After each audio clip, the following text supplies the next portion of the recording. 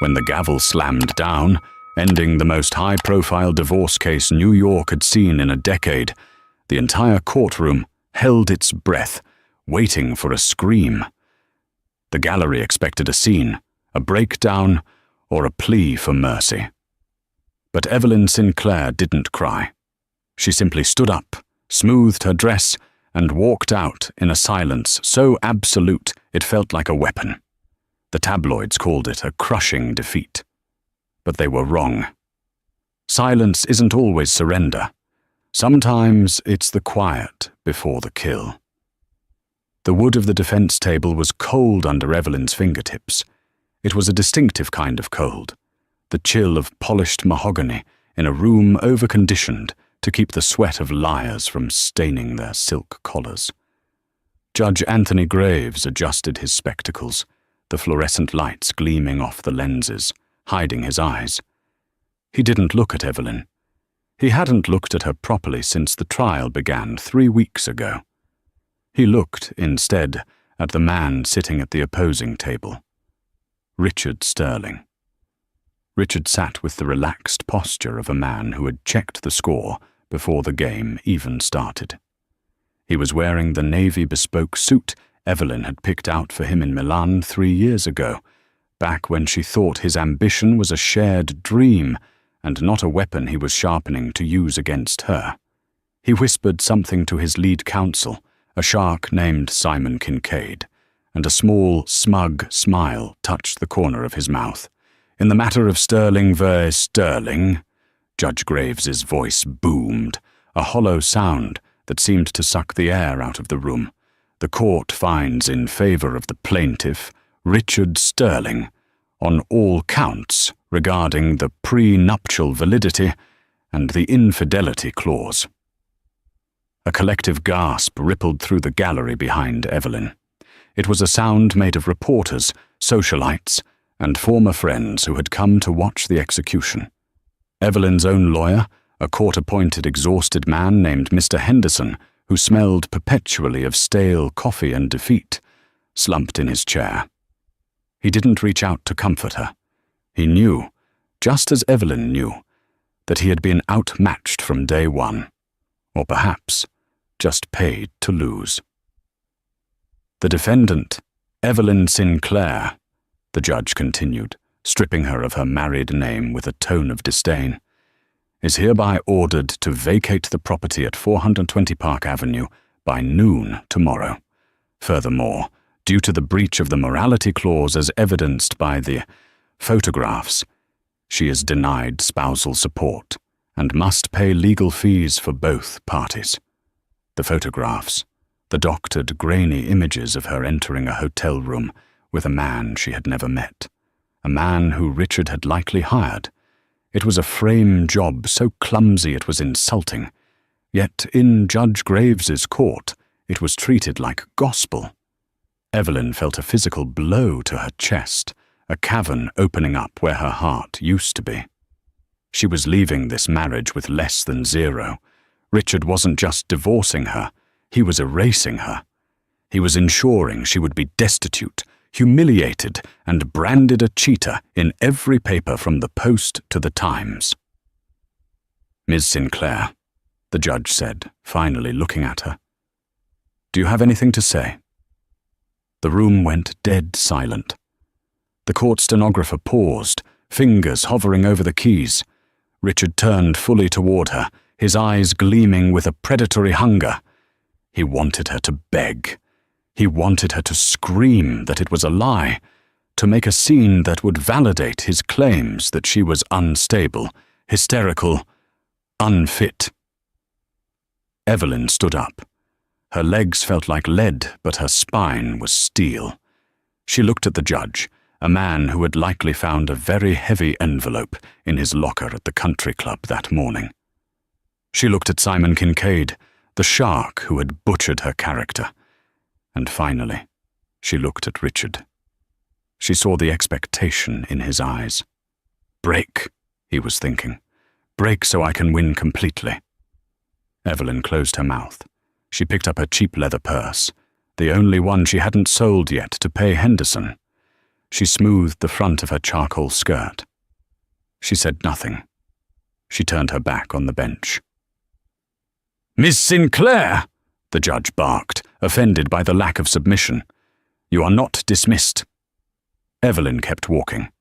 The heavy oak doors of the courtroom loomed ahead. The bailiff, confused by her sheer momentum, stepped aside. She pushed the doors open and stepped out of the sterile cold of the courtroom and into the blinding flash of the hallway. It was a frenzy. "Evelyn! Evelyn, is it true? Did you sleep with the trainer? How does it feel to be homeless, Mrs. Sterling? Look this way! Give us a tear!" The cameramen jostled for position, thrusting lenses into her face like weapons. Microphones knocked against her shoulder. The questions were jagged glass, designed to cut. Evelyn fixed her eyes on the exit sign at the end of the corridor. She locked her jaw. She didn't run. Running was an admission of guilt. She walked with the same slow, deliberate cadence she had used when walking down the aisle toward Richard 5 years ago. She saw a face in the crowd she recognized, Beatrix Calloway, a woman who had drunk champagne at Evelyn's birthday parties for years. Beatrix was whispering to a reporter, pointing at Evelyn's shoes, laughing. The betrayal was absolute. The circle was closed. Evelyn reached the revolving doors and pushed out into the humid Manhattan afternoon. The noise of the city hit her. Taxis honking, sirens wailing, the indifference of millions of people who didn't care that her life had just ended. She hailed a cab, her hand trembling only once she was safely behind the glass. "Where to, lady?" the driver asked, eyeing her through the rear-view mirror. He recognized her. Her face had been on the cover of the tabloids for a month. Evelyn stared out the window as the skyline of the city she used to rule blurred by. She had $400 in her checking account. She had a suitcase of clothes at a motel in Queens, and she had a secret that Richard Sterling, for all his money and spies, had overlooked. "Just drive," she whispered, breaking her silence for the first time. "Drive north." She wasn't just leaving the court. She was leaving the life of Evelyn Sterling behind. But as the skyline receded, a cold, hard resolve settled in her gut. Richard thought he had buried her. But he forgot that you have to bury a seed for it to grow. She wasn't done. 3 months later. The rain in Seattle was different from the rain in New York. In New York, rain was an event. It caused traffic. It ruined blowouts. It sent people scurrying. In Seattle, the rain was just a permanent filter over the world, a grey static that dampened everything, including hope. Evelyn, now going by her middle name, Claire, wiped down the counter of Sal's diner with a rag that smelled of bleach and old grease. Her hands, once manicured and soft from lotion that cost $300 an ounce, were now chapped and red. Her fingernails were short. She wore no rings. "Table 4 needs a refill, Claire," Sal grunted from the grill. He was a good man, roughly the shape of a beer keg, who didn't ask questions when she applied for the job with no references, and a nervous tick in her eye. "Coming," she said, her voice raspy. She hadn't spoken much in 3 months. She went to work. She went to her 300-square-foot basement apartment. She slept, she repeated. The silence she had adopted in the courtroom had become her lifestyle. She didn't own a TV. She didn't look at the internet. She didn't want to know if Richard had married his mistress yet. The bell above the diner door jingled. It wasn't the lunch rush. It was 3:00 p.m. on a Tuesday. The diner was empty, except for Old Man Miller nursing a pie in the corner. The man who walked in didn't belong here. That was immediately obvious. He wore a trench coat that was tailored, not bought off the rack. His shoes were Italian leather, unspotted by the mud outside. He was tall, severe, with silver hair swept back and eyes that scanned the room with the precision of a tactical laser. He ignored the "Please wait to be seated" sign and walked straight to the counter where Evelyn stood. Evelyn froze. Had Richard found her? Was this a process server? Another lawsuit? The man placed a briefcase on the sticky counter. He didn't sit.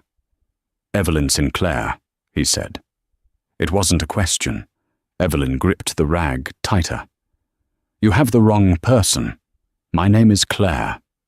The man allowed a faint, humorless smile to touch his lips. "We both know that isn't true. And frankly, Ms. Sinclair, you are terrible at hiding. Your social security number triggered an alert the moment you rented that basement in Ballard." Evelyn's heart hammered against her ribs. She looked around for an exit. "Who are you? Did Richard send you?" "Richard Sterling is a pedestrian bore with a god complex," the man said, his tone dripping with aristocratic boredom. "I do not work for Mr. Sterling. In fact, my employer finds Mr. Sterling to be distasteful." Evelyn paused. "Then who?" The man reached into his coat pocket. He didn't pull out a subpoena. He pulled out an envelope. It was thick, cream-colored, and made of heavy cardstock. There was no stamp, just her name, Evelyn Sinclair, handwritten in fountain pen ink, an aggressive, jagged script. "My name is Walter Bishop. I am the Chief of Staff for Arthur Penhaligon." The name landed like a stone in the quiet diner. Arthur Penhaligon, the tech recluse, the man who had patented the base code for half the internet in the 90s and then vanished from the public eye. He was rumored to be worth $50 billion, maybe more. He was also rumored to be mad, living in a fortress somewhere in the Pacific Northwest, completely cut off from society. "Penhaligon," Evelyn frowned. "Why would Arthur Penhaligon know who I am?" "Mr. Penhaligon is an avid reader of the news," Bishop said. "He watched your trial. He found the verdict mathematically improbable." Evelyn felt a flicker of something she hadn't felt in a long time. Validation. "He has a proposition for you," Bishop continued. He slid the envelope across the counter. "He is in need of an archivist, someone to manage his private library and correspondence. The position requires discretion, intelligence, and a total lack of ties to the outside world. Since Mr. Sterling has so efficiently severed all your ties for you, you are the perfect candidate." Evelyn stared at the envelope. "I'm not a librarian. I was a socialite. I ran charities." "You have a degree in art history from Columbia that you never used," Bishop corrected. "And you maintained the detailed financial ledgers of the Sterling Foundation for 5 years, keeping your husband out of tax prison, though he never gave you credit for it. Mr. Penhaligon knows your skills, Ms. Sinclair. He values competence." Evelyn looked up, shocked. How did they know about the ledgers? That was the one thing she had never told anyone. "Open it," Bishop commanded softly. Evelyn wiped her hands on her apron and tore open the wax seal. Inside was a single sheet of paper. "I saw you leave the court. You didn't scream. I need that kind of silence. Come to the Obsidian Point. AP." Below the note was a check, a cashier's check. Evelyn looked at the number. $50,000. "This is just for the interview," Bishop said, watching her eyes. "If you accept the position, the salary is $2 million per annum, plus room and board at the estate." $2 million. It was enough to rebuild, enough to hire a real lawyer, enough to fight back. But nothing in life was free. Richard had taught her that. "What's the catch?" Evelyn asked, her eyes narrowing. "Why me? There are thousands of archivists." Bishop leaned in, his voice dropping to a whisper. "Mr. Penhaligon doesn't trust archivists. He trusts victims. He trusts people who have seen the face of the devil and didn't blink. He believes you, and he share a common enemy. Richard, Bigger than Richard, Bishop said enigmatically. He tapped his watch. The car is outside. You have 10 minutes to decide. If you say no, I walk out. The check is voided, and you continue wiping tables until you die of boredom or poverty. Evelyn looked at Sal, who was scraping grease off the grill. She looked at the rain streaking the window. Then she looked at the check. She untied her apron. She folded it neatly and placed it on the counter. I need to get my coat, Evelyn said. Bishop nodded, satisfied. Don't bother packing, Ms. Sinclair. We will provide a wardrobe. The past stays in the basement. 10 minutes later, the patrons of Sal's diner watched as the quiet waitress named Claire got into a black Maybach with tinted windows and vanished into the grey mist of the afternoon. She was going to the Obsidian Point. She was entering the world of Arthur Penhaligon. And for the first time in 3 months, Evelyn Sinclair wasn't afraid. She was curious. Because if Arthur Penhaligon hated Richard Sterling, then Arthur Penhaligon was already her best friend. The drive took 3 hours. They left the grey sprawl of Seattle behind, the car eating up the miles of wet asphalt as they headed deeper into the Olympic Peninsula. The dense fir trees closed in on the highway, creating a tunnel of emerald and shadow. Inside the Maybach, the silence was absolute. It was a hermetically sealed capsule of wealth. The leather seats smelled of cedar and conditioner, a scent that triggered a violent memory in Evelyn's mind. The smell of Richard's Bentley. The car he had driven the night he told her he wanted a trial separation while parked outside a charity gala. She pushed the memory down. She was good at that now. She was a vault. Walter Bishop didn't speak. He sat in the front passenger seat, reviewing documents on a tablet with a privacy screen. Evelyn watched the back of his head, noting the military precision of his haircut.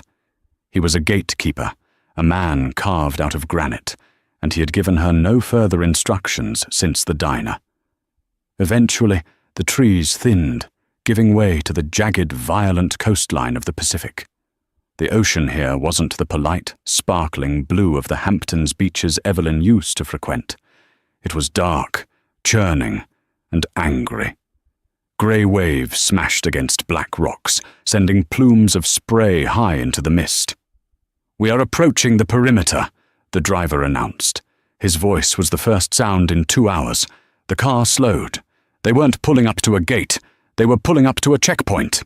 A heavy steel barrier blocked the road, flanked by a small guardhouse made of reinforced concrete. 2 men in dark rain gear stepped out. They weren't wearing the uniforms of a private security firm. They wore no insignias at all. They carried rifles slung across their chests with a casual familiarity that made Evelyn's stomach tighten. Bishop lowered the window 2 inches. He didn't say a word. He simply held up his hand, revealing a signet ring on his pinky finger. The guard nodded, tapped a keypad, and the steel barrier began to retract with a low, hydraulic hum. "Is this a house or a prison?" Evelyn whispered, her voice barely audible. Bishop turned slightly, his eyes catching hers in the rearview mirror. For the world outside, it is a fortress to keep them out. For Mr. Penhaligon, it is a sanctuary. Whether it becomes a prison for you, Ms. Sinclair, depends entirely on your discretion. The car surged forward, climbing a winding, treacherous road that hugged the cliffside. And then, Obsidian Point revealed itself. It was an architectural impossibility. The house didn't look built. It looked like it had been violently thrust out of the earth. It was a series of cantilevered slabs of black concrete and floor-to-ceiling glass, hanging precariously over the churning ocean below. It was sharp, angular, and aggressive. There were no manicured lawns, no flower beds, just black rock, grey sky, and the house that looked like a weapon aimed at the horizon. The car stopped beneath a massive overhang that shielded them from the driving rain. "Leave your bag," Bishop said as he opened his door. It will be taken to your quarters. Follow me." Evelyn stepped out. The air here was different, thinner, colder, and sharp with the taste of salt and ozone. She followed Bishop toward the massive front door, which was made of a single sheet of oxidized copper. It swung open silently before they even reached it. The interior of Obsidian Point was vast. The foyer was a cavern of polished slate floors and shadows. The lighting was minimal, hidden in recesses, casting long, dramatic streaks of amber light across the walls. It didn't feel like a home. It felt like a museum for things that should not be touched.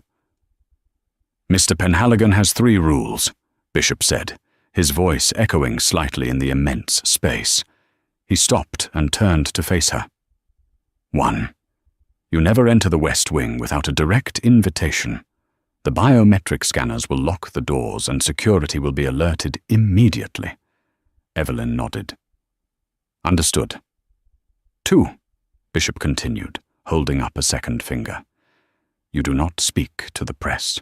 You do not speak to your old friends. You do not post on social media. You are a ghost. If you are discovered to be leaking information, your employment will be terminated, and the legal consequences will be severe." "I have no friends left to tell," Evelyn said coldly. "Good," Bishop said, unbothered by her bitterness. "And 3, you must never lie to him. Arthur Penhaligon deals in data. He knows the truth before he asks the question. If he asks you something, it is not to find out the answer. It is to see if you have the courage to say it." Bishop turned and began walking again, his heels clicking rhythmically on the slate. "He is waiting for you in the library." They walked down a long hallway lined with art. But it wasn't the kind of art Richard had collected. Boring, impressionist landscapes meant to impress investors. This art was visceral. A Francis Bacon triptych of screaming mouths. A Goya print of titans devouring their children. A massive, jagged sculpture of twisted iron that looked like a car crash frozen in time. Evelyn felt a shiver trace its way down her spine. The man who lived here didn't want to be comforted. He wanted to be unsettled. Bishop stopped in front of a pair of double doors that looked heavy enough to seal a bank vault. He didn't open them. He stepped aside. "Go in," Bishop said. "He is expecting you. I will not accompany you." Evelyn looked at the doors. Her heart was hammering against her ribs, a frantic bird trapped in a cage. She took a deep breath, smoothing the front of her cheap diner clothes. She thought of the courtroom. She thought of the silence. She reached out and pushed the heavy doors open. The library was not a room. It was a cathedral of information. The ceiling soared 30 feet high, lost in shadow. The walls were lined not just with books, but with rows of servers blinking with soft blue lights, and glass cases containing strange artifacts, a rusted pistol, a stack of yellowed letters, a torn piece of a flag. But the dominant feature of the room was the far wall. It was a single, seamless sheet of glass, 30 feet wide, overlooking the ocean. The storm outside was raging now, the waves crashing against the cliffs with primal fury. But inside, the silence was absolute. The glass was soundproof. It turned the violence of nature into a silent film. In front of the window, sitting in a high-backed leather chair, was a silhouette. The chair was turned toward the storm. Evelyn could only see the back of the man's head, and one hand resting on the armrest. The hand was gripping a crystal tumbler of amber liquid. Evelyn stepped inside, and the heavy doors clicked shut behind her automatically. The sound was final. She walked forward, her sneakers squeaking faintly on the dark hardwood floor. She stopped 10 feet from the chair. She didn't announce herself. Bishop had said he knew she was coming. She waited. 1 minute passed, then 2. The man didn't move. He just watched the storm. Evelyn realized this was the first test. Richard used to make people wait to assert dominance, to make them fidget and apologize for existing. But this didn't feel like a power play. It felt like deep concentration. Evelyn stood perfectly still. She didn't clear her throat. She didn't shift her weight. She breathed shallowly, becoming part of the room's stillness. "Most people cough," a voice said. It was a deep voice, rough at the edges, like gravel rolling over velvet. The chair slowly rotated. Arthur Penhaligon was not what she expected. The tabloids described him as a monster, a recluse with a deformed face or a withered body. He was neither. He was a man in his late 40s, perhaps early 50s. He was strikingly handsome, but in a ravaged way. His face was lined with deep grooves of exhaustion, and his skin was pale from years out of the sun. He had dark hair, greying at the temples, that was slightly too long. But it was his eyes that held her. They were a piercing, unnatural grey, sharp and feverishly intelligent. He was wearing a simple black cashmere sweater and dark trousers. He looked less like a billionaire and more like a professor who hadn't slept in a week. "Excuse me?" Evelyn said. "Most people," Arthur repeated, looking her up and down with clinical detachment, "cough when they enter a room and I don't acknowledge them. Or they shuffle their feet. They need to make noise to prove they exist. You stood there like a statue." "I learned that making noise usually invites punishment," Evelyn said. The words slipped out before she could check them. Arthur's lips quirked upward, a micro smile. "Yes, the courtroom. I watched the footage." He pressed a button on the armrest of his chair. A massive screen descended from the ceiling, blocking the view of the storm. On the screen, a video began to play. It was her. It was the moment the verdict was read. The camera zoomed in on her face. The pixelated image showed her eyes, wide, shocked, but dry. It showed the moment she closed her mouth, stood up, and turned her back on the judge. Arthur watched the screen. Not her. "Do you know what I saw in that moment, Mrs. Sinclair?" "Defeat," Evelyn whispered. "No," Arthur said sharply. He paused the video on the frame where she was pushing open the courtroom doors. Control. Absolute, terrified control. Richard Sterling wanted a reaction. He spent $3 million on legal fees specifically to buy your tears. And you denied him the purchase. That is a rare quality. The screen retracted into the ceiling. Arthur stood up. He was tall, looming over her. He walked with a slight limp, leaning heavily on a cane she hadn't noticed before, a sleek, black rod topped with silver. He walked to a large mahogany desk in the center of the room and picked up a file. "Richard Sterling," Arthur said, tossing the file onto the desk. It landed with a heavy thud. "Real estate mogul, philanthropist, husband of the year, and secretly the man laundering money for the Cartesian cartel through his offshore development projects in Panama." Evelyn froze. The air left her lungs. "What?" "You heard me," Arthur said calmly. He picked up his drink and took a sip. "Your ex-husband isn't just a cheater, Evelyn. He's a criminal, a very high-level, very protected criminal." That's impossible," Evelyn stammered. "I did his books for the foundation. I saw the ledgers." "You saw the ledgers he wanted you to see," Arthur corrected. "You saw the clean money. You didn't see the shadow accounts." "But I have." He moved closer to her, the limp making his approach uneven, rhythmic. Click-step, click-step. "Why are you telling me this?" Evelyn asked, her voice trembling. "Because I need you to confirm it," Arthur said. He stopped 2 feet away from her. He smelled of old paper, scotch, and rain. "You have a memory for details, don't you? Bishop tells me you can recall the exact seating arrangement of a dinner party from 4 years ago. Yes, she admitted. Good. Because the data I have is incomplete. I have the numbers, but I don't have the context. I don't have the names of the men he met for dinner on the 3rd Tuesday of every month. I don't have the dates of his business trips to the Cayman Islands. You do. Evelyn stared at him. The realization washed over her like ice water. This wasn't a job as a librarian. This was an excavation. You want me to help you destroy him, she said. Arthur's grey eyes locked onto hers. The intensity was blinding. I want to destroy the network, Evelyn. Richard is just a loose thread.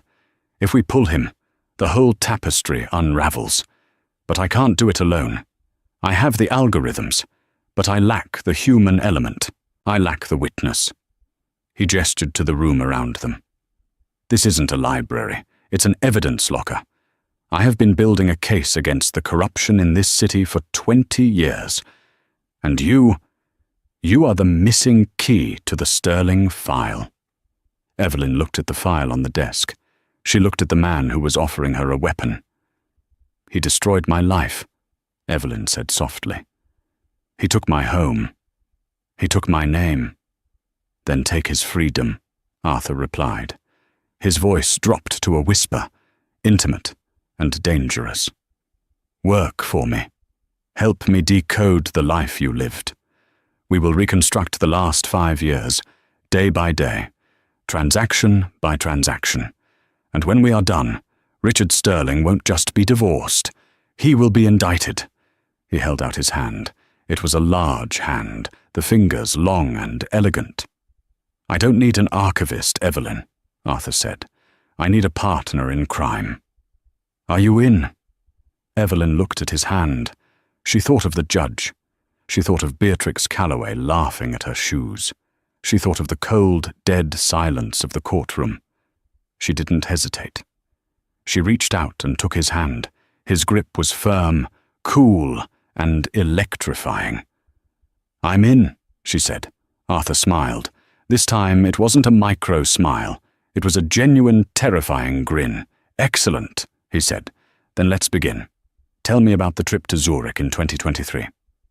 Outside, lightning cracked the sky, illuminating the glass wall in a flash of blinding white. The storm was just beginning. For the next 6 weeks, Evelyn didn't see the sun. Her world shrank to the dimensions of the strategy room, a windowless bunker beneath the main library of Obsidian Point. The walls were covered in cork and whiteboards. The air was recycled, cool, and smelled faintly of ozone from the server banks humming in the adjacent chamber. This wasn't work. It was a vivisection. Arthur had been right. He didn't need an archivist. He needed a translator. He had terabytes of data, hacked bank records, flight manifests, credit card statements from shell companies. But it was all noise without a melody. Evelyn provided the melody. October 14th, 2024, Arthur said. He was standing at the whiteboard, a marker in hand, shirt sleeves rolled up to reveal forearms corded with tension. A transfer of $400,000 to a consulting firm in Cyprus called Blue Horizon. Same day, Richard is listed as being at a golf retreat in Scotland. Evelyn was sitting at the large oak table, surrounded by stacks of her old diaries. She had kept them religiously, a habit from childhood. Richard had never read them. He thought her inner life was too boring to be of interest. She ran her finger down the page, her handwriting shaky from the memory. He wasn't in Scotland, Evelyn said, her voice hollow. October 14th. That was the day of my miscarriage. The marker in Arthur's hand stopped moving. The silence in the room became heavy, pressing against her ears. He told me he had to fly to St. Andrews for a critical merger, Evelyn continued, staring at the paper until the words blurred. He sent flowers, white lilies. I hate lilies. They smell like funerals. He called me from a satellite phone, said the signal was bad. Arthur slowly capped the marker. He turned to look at her. His grey eyes, usually so cold and analytical, held a flicker of something else. Not pity, he knew she would hate that, but a dark, shared anger. "He wasn't in Scotland," Arthur said softly. The IP address for the transfer authorization didn't originate from the UK. It originated from a yacht anchored off the coast of Dubrovnik. Evelyn felt a wave of nausea. Dubrovnik? Who was he with? Arthur tapped a few keys on his tablet. A photo appeared on the main monitor. It was a grainy surveillance shot of a yacht deck. Richard was there, laughing, holding a glass of champagne. Sitting across from him was a man with a thick neck and a scar running through his eyebrow. Viktor Volkov, Arthur identified. Arms dealer, currently sanctioned by 3 different UN councils. Richard wasn't playing golf, Evelyn. He was paying for a shipment of dual-use electronics to be smuggled into a conflict zone. The Blue Horizon consulting fee was the bribe for the Port Authority. Evelyn closed her diary. Her hands were trembling. All those times she had defended him to her friends. All those times she had sat alone in that empty penthouse, convincing herself that his absence was the price of his brilliance, the cost of the lifestyle he provided her. It wasn't brilliance, it was crime. She hadn't been a wife, she had been an alibi. "I feel sick," she whispered. Arthur walked over to the table. He didn't touch her. He respected her space too much for that. Instead, he poured a glass of water from a crystal carafe and slid it toward her. "The sickness is good," Arthur said, his voice low and intense. "The sickness means the illusion is dying. You need to let it die, Evelyn. You cannot dissect a body if you are still in love with the patient." "I'm not in love with him," she snapped, looking up. "I hate him." "Good," Arthur said. "Hate is a fuel. Grief is just an anchor." He sat down opposite her. For the first time in weeks he looked tired. The shadows under his eyes were deep bruises. They had been working 18-hour days. "We have the flow of money," Arthur said, rubbing his temples.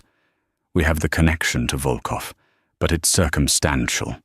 Any decent lawyer, even that shark Kincaid, could argue Richard was just a passive investor who didn't know what the yacht was used for. We need the smoking gun. We need proof of intent." Evelyn looked at the scattering of photos on the table. Photos of galas, dinners, charity auctions, the glamorous, glossy veneer of her wasted youth. Her eyes landed on a photograph from the Met Gala 2 years ago. She was wearing a vintage Dior gown. Richard was in a tuxedo, his hand possessively on the small of her back. He looked perfect. "The phone," Evelyn said suddenly. Arthur looked up. "What?" "Richard had 2 phones," Evelyn said, the memory sharpening. "He had his work phone, the iPhone everyone saw. But he had another one, a BlackBerry, an old model with physical keys. He kept it in the safe in his study. He told me it was for legacy clients who refused to use encrypted apps." Arthur leaned forward, his predator focus returning instantly. "Did you ever see him use it?" "Only once," Evelyn said. "The night of the gala. We were late. He was frantic. He went into the study and I heard him shouting. When he came out, he looked scared. I'd never seen him scared before. He told me to forget I heard anything." "The BlackBerry," Arthur mused. "If he's still using an old device, it's likely because it's a closed-loop system. Hard to hack remotely. But if we could get the physical device—" "It's in the penthouse," Evelyn said. 420 Park Avenue, in the wall safe behind the Modigliani painting. Arthur shook his head. "Impossible. That building is a fortress. Private security, biometric elevators. Even my team couldn't breach it without alerting him." Evelyn stared at the photo of herself in the Dior gown. She looked at the woman she used to be, soft, smiling, oblivious. "You don't need to breach it," Evelyn said, her voice dropping to a whisper. "I still have my fingerprint access." "They would have wiped it the day of the verdict," Arthur dismissed. "Richard is arrogant," Evelyn corrected. "He wiped my access to the bank accounts. He wiped my name from the deed. But the elevator biometric system, that's a separate server managed by the building, not him. He's lazy with details he thinks are beneath him. He would assume the building manager did it." Arthur went still. He studied her face, searching for fear, but finding only a cold, crystalline resolve. "It's a suicide mission, Evelyn. If you step into that lobby and the light turns red, security will detain you. Richard will be notified. He will know we are coming."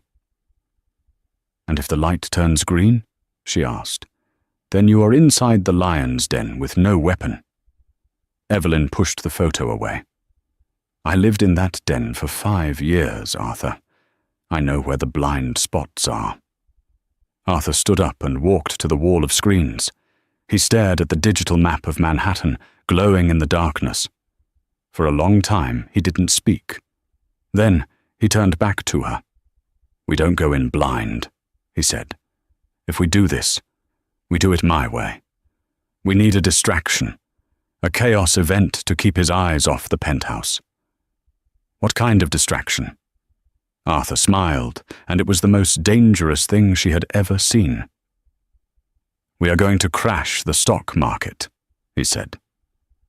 Richard Sterling stood at the window of his office on the 40th floor, overlooking Central Park. The view cost him $12 million, but today it offered him no peace. He swirled the ice in his whiskey glass. It was 11:30 a.m. "Explain it to me again," Richard said, his voice deceptively calm. Slowly. Simon Kincaid, the lawyer who had dismantled Evelyn in court, was sitting on the leather sofa. He looked uncomfortable. He was sweating, despite the aggressive air conditioning. "It's a supply chain issue, Richard," Kincaid said, loosening his tie. "3 of your shell companies in the Caymans, the ones holding the assets for the Volkov deal, just got flagged." "Flagged by whom? The IRS?" "No," Kincaid said. "That's the strange part. Not the IRS, not the SEC. They were flagged by the bank's internal compliance algorithm. Someone triggered a deep dive audit. They froze the liquidity. We can't move the money to pay Volkov." Richard turned around. His face was a mask of controlled rage. "Volkov is not a man who accepts technical difficulties as an excuse. If he doesn't get his payment by Friday, he sends people to break my legs. Or worse." "We're trying to trace the trigger," Kincaid stammered. "It looks like a system glitch, or a very sophisticated external query. Someone was poking around the database, asking questions about specific dates." Richard narrowed his eyes. "What dates?" Kincaid hesitated. "October 14th, November 3rd, January 21st. Richard froze. Those weren't random dates. Those were the dates of the shipments, the dates he was supposed to be somewhere else. "Someone knows," Richard whispered. "It could be a coincidence." "There are no coincidences in a billion-dollar ledger," Richard shouted, throwing his glass against the wall. It shattered, amber liquid splashing onto the pristine white carpet. He paced the room, his mind racing. Who knew those dates? Volkov knew, but Volkov wanted his money. He wouldn't freeze it. His accountant? No, the man was too terrified of prison. Then a face floated into his mind, a face he hadn't thought of in months. Evelyn. He dismissed it immediately. Evelyn was a broken woman. He had crushed her.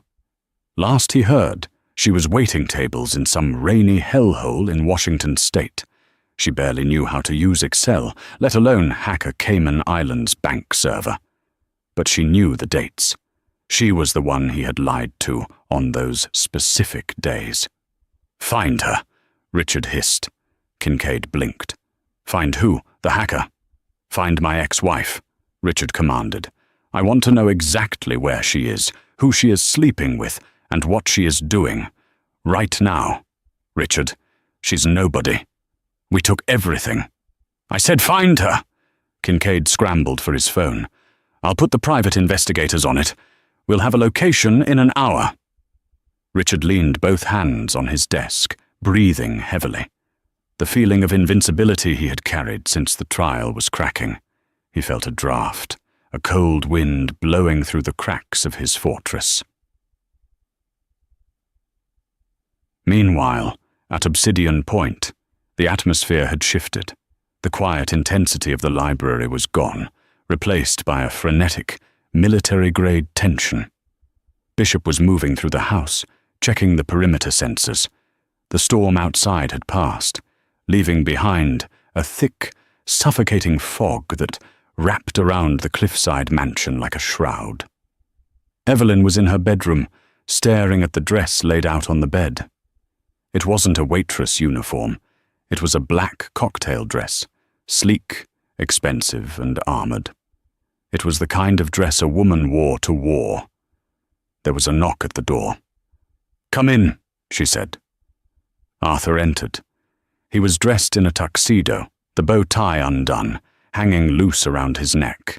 He held a small velvet box in his hand. "The helicopter is fueling," Arthur said. "We leave in 20 minutes. The distraction is set." At 9:08 p.m. Eastern Standard Time, a massive denial-of-service attack will hit the servers of Sterling Global. His security team will be blinded. That gives you a 15-minute window to enter the penthouse. Evelyn ran her hand over the fabric of the dress. "I'm ready." "Are you?" Arthur asked. He walked over to her. "Going back there. It's going to bring it all back, Evelyn. The smell of the hallway. The sound of the elevator. The ghost of the woman you were. If you hesitate, even for a second, you will be caught." "I won't hesitate," she said. But her hands were shaking. Arthur noticed. He opened the velvet box. Inside lay a pair of earrings. Not diamonds. Not sapphires. They were simple, rough-cut obsidian stones set in silver. Dark, absorbing the light. "Wear these," Arthur said. "What are they?" "They contain a localized audio jammer and a microphone," he explained. "I will be in your ear the entire time, and if anyone tries to scan you for bugs, the obsidian scatters the signal. Also," he paused, his voice softening, "they suit you. Diamonds reflect light. Obsidian survives the fire." Evelyn took the earrings.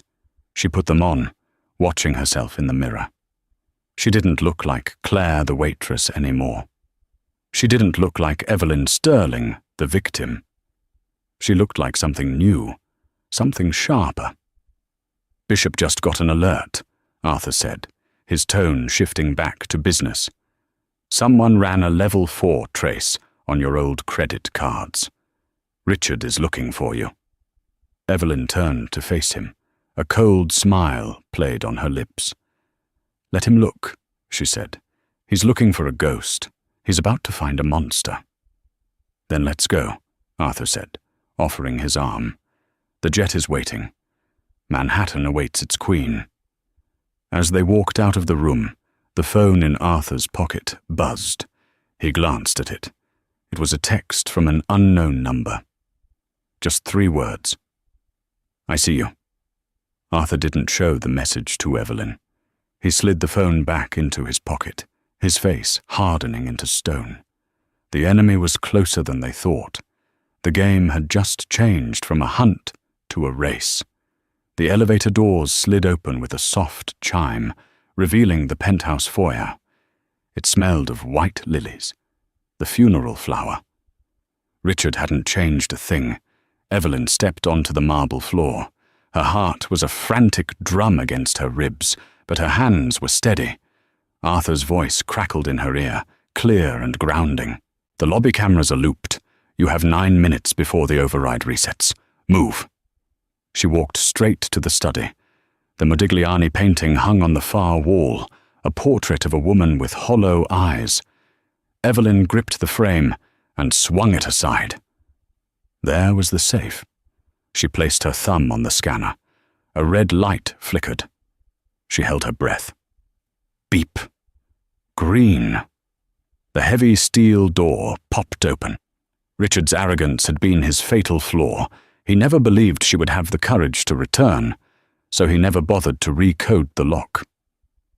Inside, nestled between stacks of cash and passports, sat the dusty BlackBerry. Evelyn grabbed it. It felt heavy, like holding a grenade. "I expected you'd come for the jewelry," a voice sneered from the doorway. Evelyn froze. She turned slowly. Richard stood there, leaning against the doorframe, a glass of scotch in his hand. He wasn't panicking about the stock market crash. He was smiling. "You think I didn't know?" Richard laughed, stepping into the room. "My system flagged the biometric entry the second you hit the elevator button. The police are already on their way, Evelyn. Breaking and entering? That's 5 years. I'll make sure you serve every day of it." He took a step toward her, his eyes cold and triumphant. "Give me the phone, you're done." Evelyn didn't back away. She didn't tremble. She looked at the man who had reduced her to nothing, and she realized something profound. He was small. "Evelyn," Arthur's voice was calm in her ear. "The trap is sprung. Do it." Evelyn smiled. It was the same smile Arthur had given her in the library. Terrifying and final. "You're right, Richard," she said, her voice steady. "The police are coming, but they aren't coming for me." She held up the BlackBerry. "I didn't just come to steal this. I came to turn it on." She pressed the power button. The screen lit up. "This phone has a GPS tracker linked to the account," Evelyn said. But Arthur didn't just track it. He linked its activation signal directly to the FBI's Cybercrimes Division. The moment this screen lit up, it uploaded your entire chat history with Volkov to a secure server at the Department of Justice. Richard's face went pale. The glass slipped from his fingers, shattering on the floor. You can't," he stammered. "It's already done," Evelyn whispered. Below them, the wail of sirens cut through the night air. Not one siren, dozens. Blue and red lights began to flash against the panoramic windows, painting the room in the colors of emergency. "You took my silence for weakness," Evelyn said, walking past him toward the door. Richard was too stunned to move, staring at the phone in her hand as if it were a viper. But silence is just the sound of a storm gathering. She reached the elevator and pressed the button. As the doors closed, she saw Richard Sterling collapse into his chair, burying his face in his hands. Evelyn walked out of the building just as the FBI tactical team swarmed in. They pushed past her, shouting orders, headed for the penthouse. Across the street, the black Maybach waited. The window rolled down, and Arthur Penhaligon looked out. He didn't smile. He simply nodded. Evelyn slid into the car. She didn't look back at the building. She looked forward into the dark, open road. She had entered the courtroom a victim. She had left the penthouse a legend. The car pulled away, disappearing into the city, leaving nothing behind but the ruin of a bad man and the silence of a debt finally paid. And that is how Evelyn Sinclair turned her tragedy into a weapon. She learned that when the world tries to silence you, you don't have to scream to be heard.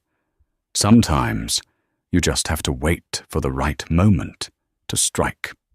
Richard Sterling lost his freedom because he underestimated the woman he threw away, proving that the most dangerous person in the room is the one who knows your secrets and has nothing left to lose.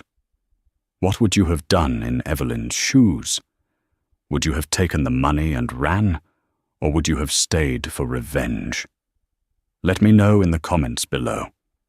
If you enjoyed this story of justice and betrayal, please smash that like button. It really helps the channel grow. And don't forget to subscribe and hit the notification bell so you never miss a new story. We release new drama every week. Thanks for watching, and see you in the next video.